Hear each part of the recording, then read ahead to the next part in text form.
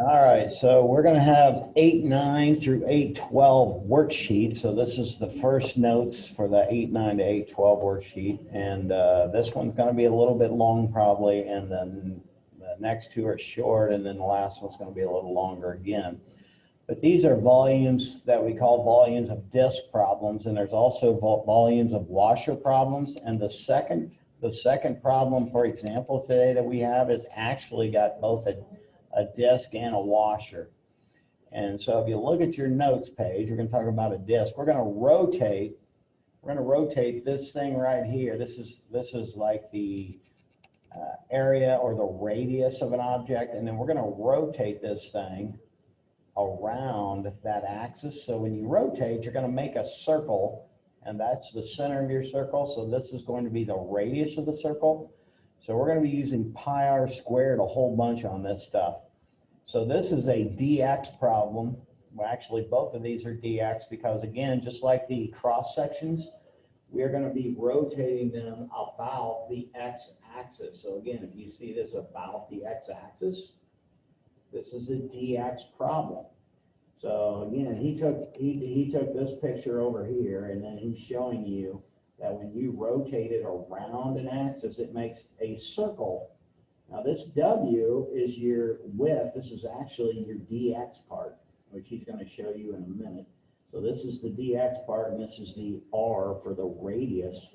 Again, the radius is from the center of your circle up to the circle. This is your R. And this is going to be the function that we're going to use. So anyway, this says the formula for a cylinder is V pi r squared. It says right in here, V pi r squared. Well, here the pi r squared is the circle part, and then the H is going to be the dx part, the height. And we're going to do that from an integral from the left to the right on a dx problem. So I'm going to go down here and look at this bottom part and try to explain to you what's going on down here. So we look down here at this bottom part. So if you look at this, we're doing this first one is rotating, again, like this. You rotate it around, you make a circle right here. So this is a dx problem. So if you look up here, everything is going to be dealing with x. Okay, your function's in x, your radius is in terms of x, and dx is the width of this little thing, like I told you it would be up there.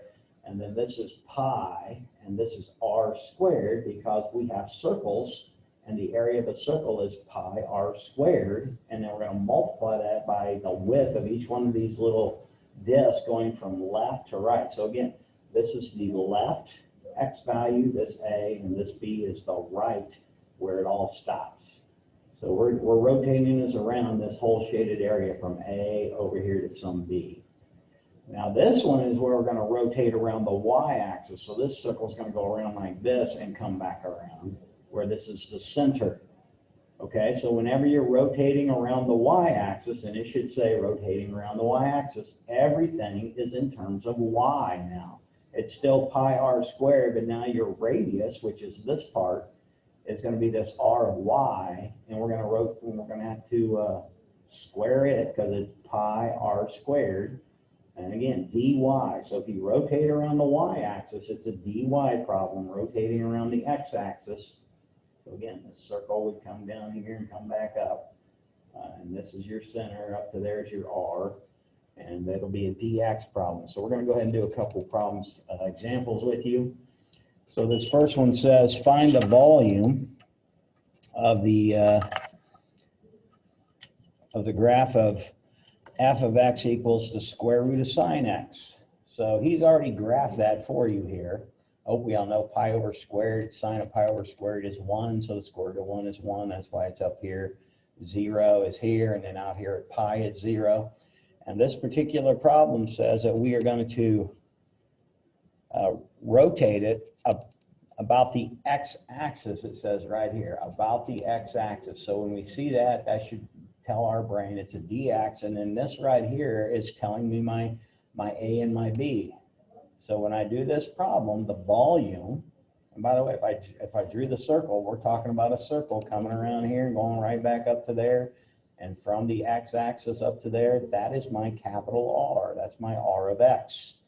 And if I made another little circle here to make the width, that'd be the dx, like on the other problem. But we're going from 0 to pi, so we're going to have the integral from 0 to pi. And we're actually going to have pi out here because pi is the coefficient of pi r squared, because we are doing a circle. The area of a circle is pi r squared. Okay, the area of a circle, pi r squared. So that pi we put out front, and then we're going to get this area here. Well, or not area, but this radius right here. So this is, again, the square root of sine x is what this is right here, this function. And we're doing it from here to here, so I wouldn't even graph this part because that doesn't matter. And we got circles going around this whole way, so that this thing kind of looks like this, and it's got circles going around, so it's three-dimensional. So this right here is going to be the square root of sine x, because that's the radius, that's what r equals, because that's the distance, top minus bottom again. And then we have to square that because the formula is pi r squared, and then we have a dx. So the first thing we do is square this thing. So when we square that thing, we still have our pi, we still got 0 to pi, and a square root cancel, so that gives us a pretty little dx there. And then we have to do the integral. We want to do the integral of sine. The integral of sine is negative cosine, so we're going to bring the negative 1 clear out with the pi, and then we're going to do the cosine of x from 0 to pi. So we're going to stick in our upper bound, and we're going to have negative pi, and then we're going to stick in our upper bound. So this would be cosine of pi minus cosine of 0. And I want to tell you, one of the problems when you got 0 is we're used to just making that whole value 0, but that's not the case with cosine. Or like if you have e to the 0, it's not 0, that's 1. So don't forget that. So if you're plugging in 0 for an exponent, you don't get 0. So the cosine of pi on the unit circle, pi is over here, so that value is negative 1. And then I got oops, I left my pi off. Sorry, I got a pi out there in front. And the cosine of pi is negative 1. And then over here it's 0, that is 1, but it's the upper bound minus the lower bound, so that's minus 1, which is going to end up giving us, oops, I left my negative off over here as well. Remember, this was negative pi because the integral of sine is negative cosine. So I got a negative pi times negative 1, which is negative pi times negative 2, which ends up being a volume of 2 pi. This would be the volume of this little egg-shaped type thing up here. This next problem is a combination of a disc and washer, even though we have not done, can't see my screen again because they haven't changed my light bulb, This is going to be a combination of both, and you're going to see that here in a minute. But this problem says it's got a whole bunch of information in it, and I'm going to use some different colors to graph this thing for you. So the first thing, what I want to notice is this wording right here. This is the first time. We didn't do this on the cross sections. This says we're going to rotate about the x or the y axis, so we're going this way.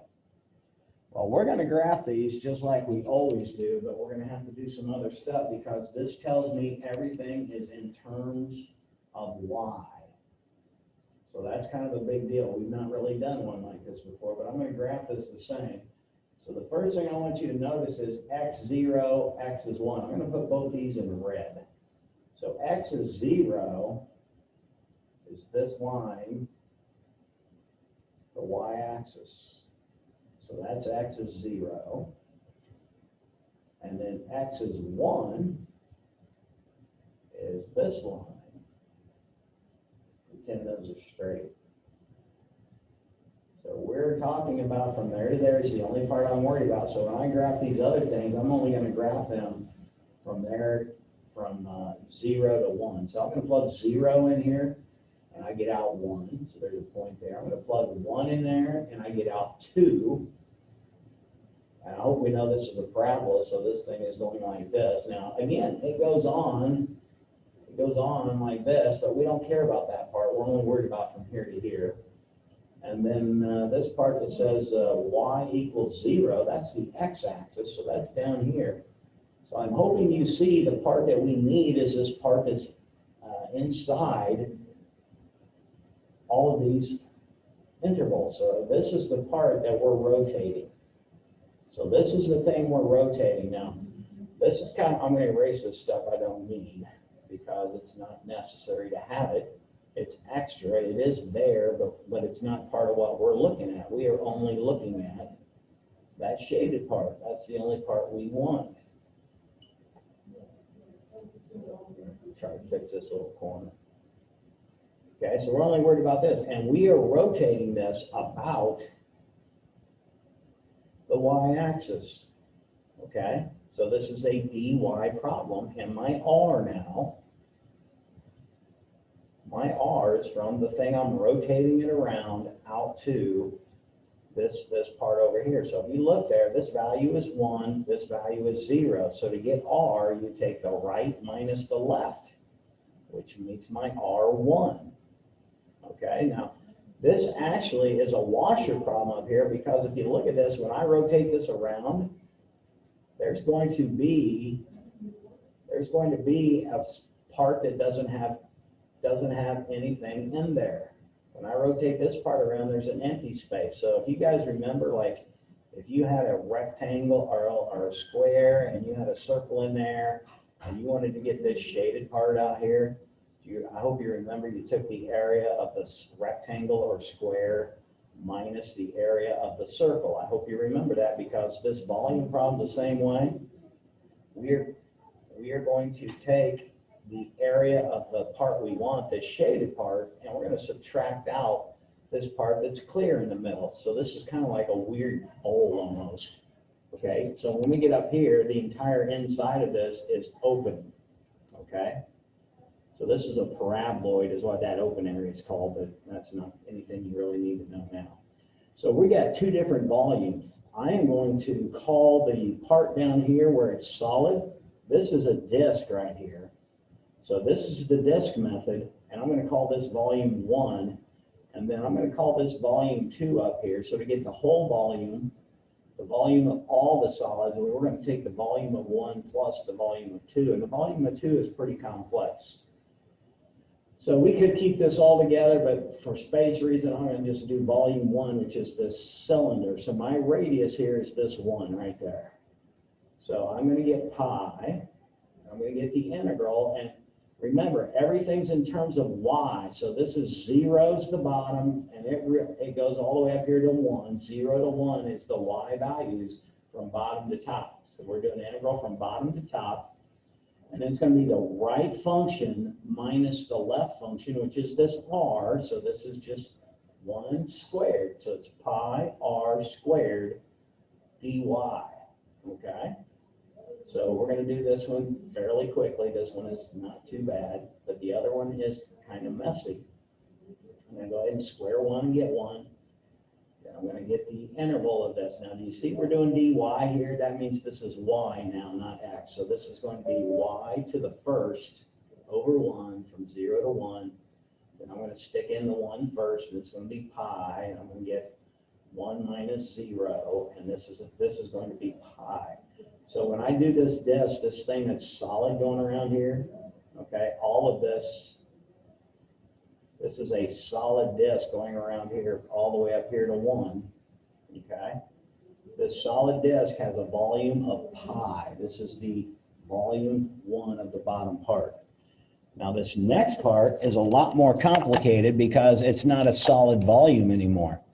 So we're going to take the whole volume, the volume of the whole thing, and then we're going to subtract out the paraboloid part in here because this part's solid out of here going around.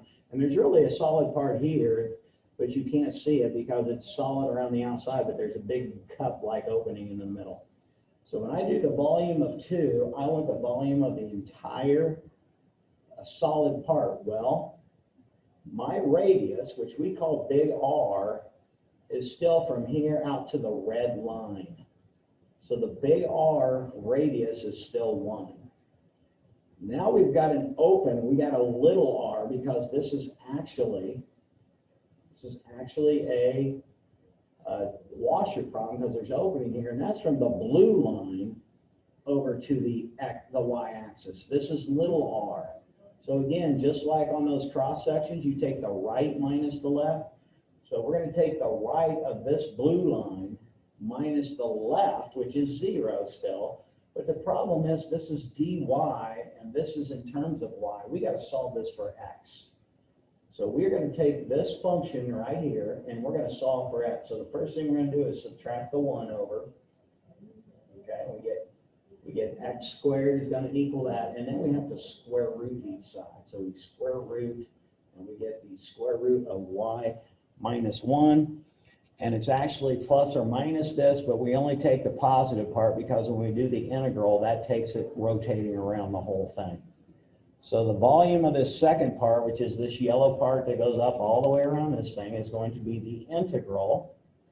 And now the bottom of this is 1 right here, the y equals 1 right there. And we're going up to here where y is 2.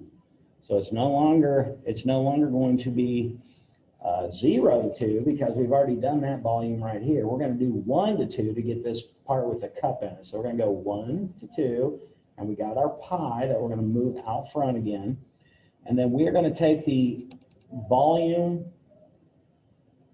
of the big R. So we're going to find this out later. It's going to be big R minus little r because the little r is the part that's open. So the big R is 1. That's from the red over to the y-axis, and then minus the little r, which is going to be the square root of y minus 1.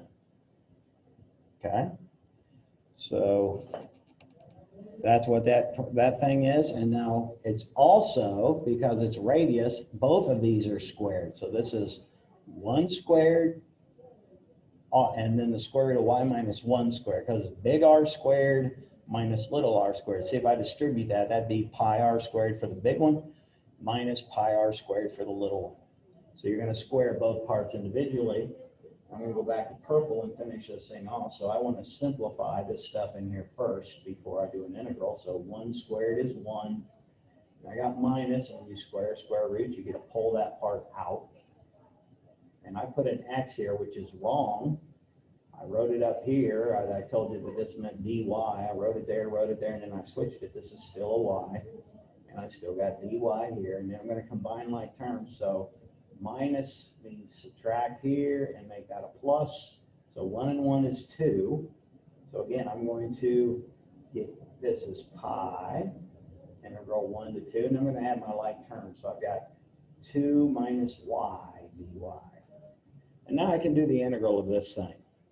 So the integral of 2, this pi stays out front, is 2y. The integral of y is y squared over 2. You just do the power rule like always from 1 to 2. And then we're going to plug in. I'm going to go this way so I don't have to keep going down. I'm going to plug in my upper bound.